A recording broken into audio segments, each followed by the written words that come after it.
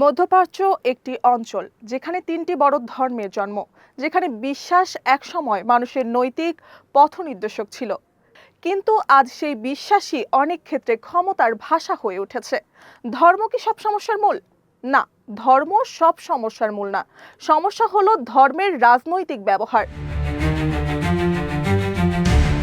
ইতিহাস বলছে, যখন রাষ্ট্র দুর্বল হয় তখন অর্থনীতি ভেঙে পড়ে। যখন মানুষ ভয় পায় তখন ধর্ম হয়ে ওঠে সবচেয়ে শক্তিশালী হাতিয়ার। কারণ বিশ্বাস প্রশ্ন করে না, বিশ্বাস মানে আত্মসমর্পণ। বাস্তব উদাহরণ ইরান, শিয়া এবং রাষ্ট্র ক্ষমতা। 1979 সালে ইরানি বিপ্লব, শাহের পতনের পর ক্ষমতায় আসে ধর্মীয় নেতৃত্ব। রাষ্ট্রের আইন, বিচার, সেনাবাহিনীর সবকিছুর ওপর ধর্মীয় ব্যাখ্যার নিয়ন্ত্রণ। ফলাফল বিরোধী মত দমন, নারীর পোশাক ও জীবনের কড়া নিয়ন্ত্রণ। ধর্ম মানে রাষ্ট্রের প্রতি অনুগত্য। যারা প্রশ্ন করে তারা শুধু রাষ্ট্রবিরোধী নয়, তারা ধর্মবিরোধী হয়ে যায়। উদাহরণস্বরূপ 2, সৌদি আরব, ওয়াহাবি ইসলাম এবং রাজতন্ত্র। এখানে ধর্ম ও রাজপরিবারের মধ্যে চুক্তি আছে। সমীকরণটা সহজ, রাজপরিবার ক্ষমতা দেবে এবং ধর্মীয় প্রতিষ্ঠান বৈধতা দিবে,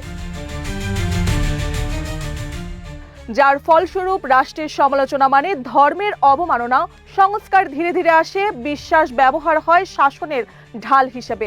যদিও সাম্প্রতিক সময়ে কিছু সামাজিক পরিবর্তন হয়েছে, কিন্তু ক্ষমতার কেন্দ্রে ধর্ম এখনো গুরুত্বপূর্ণ অস্ত্র। উদাহরণ 3, ইরাক ও সিরিয়া। সুন্নি শিয়া বিভাজন। এখানে ধর্ম শুধু বিশ্বাস নয়, একটি পরিচয়।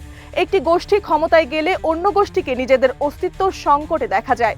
ফলাফল গৃহযুদ্ধ, মিলিশিয়া ও চরমপন্থার উত্থান।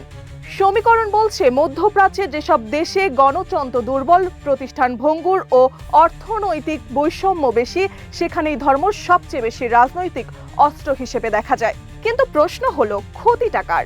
সবচেয়ে বড় ক্ষতি হয় সাধারণ মানুষের, নারী ও সংখ্যালঘুদের ও শিশুদের ভবিষ্যতের। যারা যুদ্ধ চায়নি, যারা ক্ষমতা চায়নি, তারা শুধু বিশ্বাস করেছিল। এখন কথা হলো, বিভ্রান্তি কোথায়? ধর্ম মানুষকে শেখায় ন্যায়, দয়া, সহানুভূতি, কিন্তু রাজনীতি শেখায় ক্ষমতা ধরে রাখা, শত্রু বানানো, ভয় তৈরি করা। আর যখন এই দুই এক হয়ে যায়, তখন বিশ্বাস আর নিরাপদ থাকে না। মধ্যপ্রাচ্যের মানুষ এখন এক কঠিন প্রশ্নের সামনে। ধর্ম কি তাদের রক্ষা করবে, নাকি ধর্মের নামে ক্ষমতা তাদের জীবন আরো সংকুচিত করবে?